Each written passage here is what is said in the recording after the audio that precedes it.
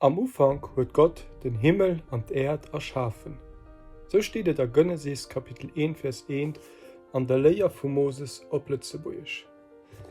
De Vers huet ganz viel gewiicht, weil du steht ganz viel dran.